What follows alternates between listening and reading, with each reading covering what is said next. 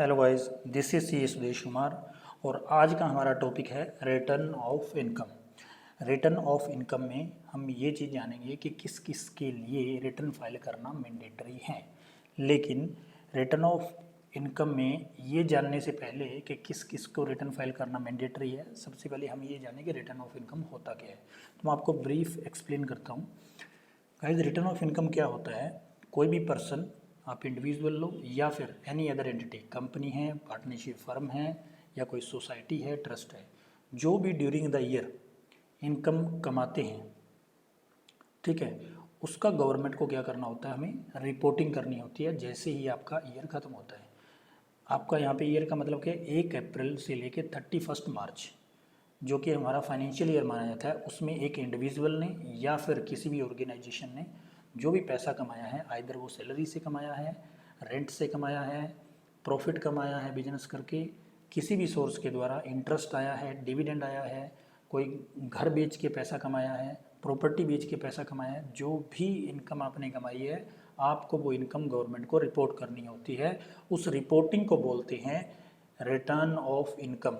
Simple भाषा में हम बोल देते हैं ITR, income tax returns.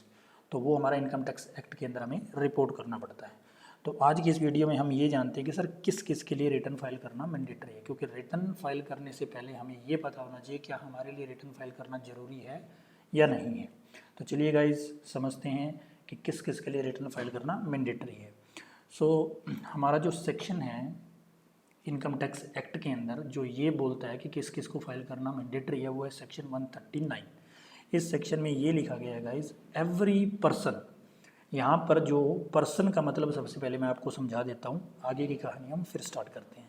Person का यहाँ पे मतलब है आइदर आप एक इंडिविजुअल हो, आप एक कंपनी हो, आप एक HUF हो, ठीक है, आप एक आर्टिफिशियल जुरिडिक्शन हो, लोकल अथॉरिटी हो, एसोसिएशन ऑफ पर्सन हो या बॉडी ऑफ इंडिविजुअल हो या फिर फर्म हो, ठीक है। ये 7 कैटेगरी बनाई गई है पर्सन की इनकम टैक्स एक्ट के अंदर। इंडिविजुअल में नॉर्मल पर्सन आ गया, कंपनी के अंदर public company, private company, 1 person company, government company, non government company, सभी कंपनीज के अंदर कवर कर ली गई हैं। HUF बनता है अपने इंडिया के अंदर इनकम टैक्स के अंदर, तो HUF हिंदी अनडिवाइडेड फैमिली होती है जो, वो भी इसी के अंदर कवर करी गई है। आर्टिफिशियल जुरिडिक्शन पर्सन, जो भी आपके गवर्नमेंट ऑफिस होते हैं, ठीक है, वो आप ले सकते हो। लोकल अथॉरिटी के अंदर जो म्यूनिसिपल कमेटीज़ होगी वो आपकी इसके अंदर कवर हो जाती है। पंचायत आपकी इसके अंदर कवर हो जाती है। Association of person, body of individuals, जो सोसाइटीज़ होती हैं, जो ट्रस्ट होती हैं, वो आपकी इसके अंदर कवर हो जाती है। और फर्म के अंदर आपका पार्टनरशिप फर्म, ठीक है, 1932 वाली और LLP जो है वो दोनों इसके अंदर आपकी कवर होती है गाइस। तो यहाँ पर हमने क्लियर किया कि सबसे पहले कि पर्सन की डेफिनेशन क्या है। अब चलते हैं सेक्शन पे। सेक्शन लिखता है एवरी पर्सन। पर्सन मतलब वो सभी जो मैंने अभी आपको पढ़ाए हैं, ठीक है। बीइंग ए कंपनी, चाहे वो कंपनी हो या फिर वो फर्म हो, ठीक है। और being a person other than a company और फर्म, इसमें बाकी जो 5 पर्सन है सब कवर कर लिए गए हैं जो मैंने अभी आपको बताया है। तो चाहे आप कंपनी हो, फर्म हो, ठीक है, आपको रिटर्न फाइल करना मैंडेटरी है। पहली लाइन में आपको ये क्लियर कर देता है। दूसरी लाइन में ये बोलता है being a person other than a company और ए फर्म, मतलब इंडिविजुअल और बाकी जो आपकी local authority, body of individual सब आ गई, अगर उनकी टोटल इनकम इस कानून के अंदर उस प्रीवियस ईयर को आप यहाँ पे एक सिंपल भाषा में समझने के लिए समझ लो financial year, exceeded the maximum amount which is not chargeable to income tax. Simple भाषा में मैंने लिखा है नीचे, पर्सन अदर देन कंपनी और फर्म, अगर आपकी टोटल इनकम 2,50,000 से ज़्यादा है, जो करंटली अभी आपका बेसिक एग्जाम्पशन चल रही है, तो आपको रिटर्न फाइल करना मैंडेटरी है। अब सर क्वेश्चन यहाँ पे आ जाता है कि टोटल इनकम का यहाँ पे मतलब क्या है। देखो गाइस, जनरली जब हम रिटर्न फाइल करते हैं तो टोटल इनकम का मतलब होता है ग्रोस टोटल इनकम माइनस जो भी आपकी डिडक्शंस होती हैं। जैसे आपने LIC करवा रखी है, ट्यूशन फीस दे रहे हो, आप अपना होम लोन भर रहे हो, तो वो आपको डिडक्शन मिलती है, तो उसको डिडक्ट करने के बाद टोटल इनकम आती है। लेकिन यहाँ पर टोटल इनकम, ऊपर तो उन्होंने वर्ड यूज़ कर लिया टोटल इनकम, लेकिन नीचे जाके इन्होंने कानून में कुछ अलग चीज़ लिखी, वो आपको बताता हूँ वो क्या लिखी है।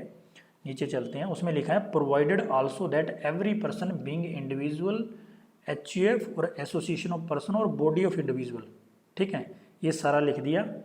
इफ़ हिज टोटल इनकम और the total income of, if his total income, इसने यहाँ पे लिख दिया, ठीक है, which is assessable under this act during the previous year without giving the effect exceeded the maximum amount which is not chargeable to tax shall on or before the due date furnish the return।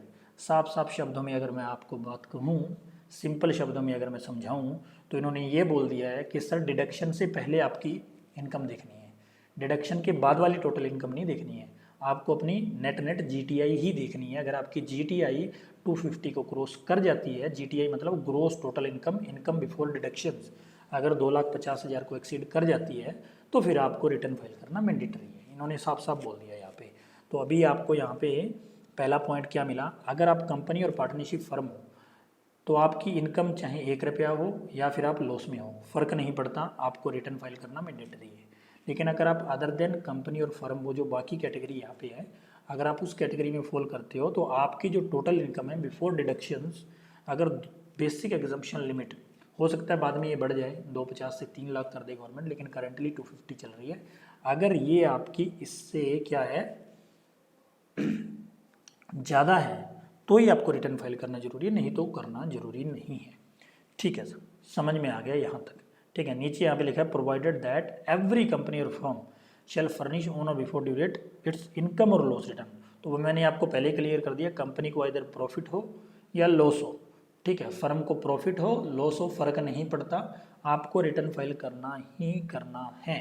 साफ साफ लिखते हैं। तो यहाँ पे मैंने एक diagrammatic form में एक्सप्लेन कर दिया है कि हर एक व्यक्ति को रिटर्न फाइल करना मैंडेटरी है।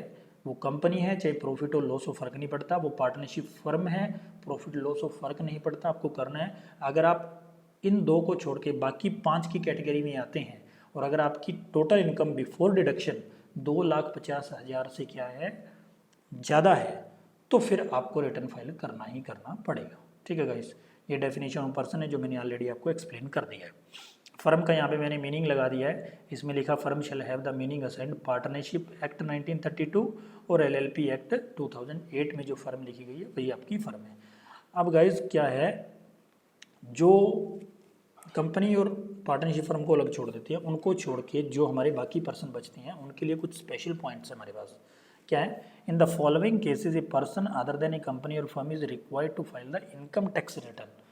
उनको इनकम टैक्स रिटर्न करना ही करना है अगर आपकी इनकम जो है वो 2,50,000 से कम है। मतलब सिंपल भाषा में कहूँ कि अगर आपने नीचे दी गई कोई भी कंडीशन अगर सेटिस्फाई कर दी, तो चाहे आपकी इनकम 2,50,000 से कम है, बेसिक एग्जाम्पशन से कम है, ज़्यादा नहीं है, तो भी आपको रिटर्न फाइल करना मैंडेटरी है। तो आपको ये भी देखना है कि सर हमारी इनकम 2,50,000 से तो कम है, ऊपर तो हम नहीं करेंगे, लेकिन क्या हम इनमें से किसी में आते हैं, तो वो डिस्कस करते हैं। अगर आपने डिपॉजिट किया है, ठीक है, हैज़ डिपॉजिटेड द अमाउंट और एग्रीगेट, एक सिंगल अमाउंट या फिर मल्टीपल अमाउंट्स एक फाइनेंशियल ईयर के अंदर 1 करोड़ रुपीज़ इन 1 और मोर करंट अकाउंट, आपने आपका एक करंट अकाउंट खुलवाया या आपके 10 करंट अकाउंट है, उस 1 साल के अंदर अगर आपने 1 करोड़ से ज़्यादा पैसा जमा करवाया है, तो फिर आपके लिए क्या हो जाएगा, रिटर्न फाइल करना मैंडेटरी है। चाहे आपने लोन लेके ही क्यों ना जमा करवाया हो, फ़र्क नहीं पड़ता, चाहे आपकी इनकम 2,50,000 से कम क्यों ना हो, तो भी आपको करना पड़ेगा। एज इनकर्ड द अमाउंट, ठीक है, एक सिंगल अमाउंट एक बिल पे किया या एक से ज़्यादा बिल, एक अमाउंट सिंगल दी है या एक से ज़्यादा पेमेंट आपने करी है, ठीक है, 2 lakh rupees for himself or for any other person, खुद के लिए या किसी दूसरे पर्सन के लिए, for travel to foreign country, आप बाहरले देश गए, आपका बेटा गया, आपका कोई रिलेटिव गया, आपने उसके ऊपर 2 लाख रुपए अगर खर्च कर दिए 1 साल के अंदर, तो भी आपको रिटर्न फाइल करना मैंडेटरी है। Has incurred the expenditure amount aggregate amount exceeding 1 lakh rupee towards consumption of electricity, अगर आपने एक्सपेंडिचर किया है, ये सबसे इंपॉर्टेंट पॉइंट है, अगर आपने 1 साल के अंदर 1 लाख से ज़्यादा बिजली का बिल भर दिया, चाहे आपकी इनकम 2,50,000 से कम है, तो भी आपको रिटर्न फाइल करना मैंडेटरी है।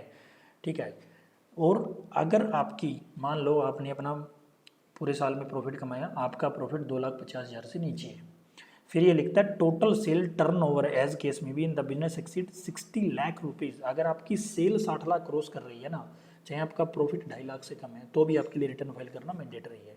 If gross receipt in the profession ऊपर वाला आपका बिजनेस हो गया, नीचे वाला अगर आप सर्विस प्रोवाइडर हो किसी प्रोफेशन में, चार्टर्ड अकाउंटेंट हो, वकील हो, डॉक्टर हो, ठीक है, वहाँ पर अगर आपकी सेल जो ग्रोस रिसिप्ट अगर 10 लाख से ऊपर जाती है तो आपको रिटर्न फाइल करना मैंडेटरी है। आप रिटर्न से बच नहीं सकते, चाहे आपकी इनकम 2,50,000 से कम क्यों ना हो। ये सबसे इंपॉर्टेंट पॉइंट है। अगर आपका टैक्स डिडक्टेड एट सोर्स और tax collected at source during the previous year क्या है 25,000 रुपीज़, आपका किसी ने 25,000 रुपये TDS काट लिया या 25,000 से ज़्यादा काट लिया तो भी आपके लिए रिटर्न फाइल करना मैंडेटरी है।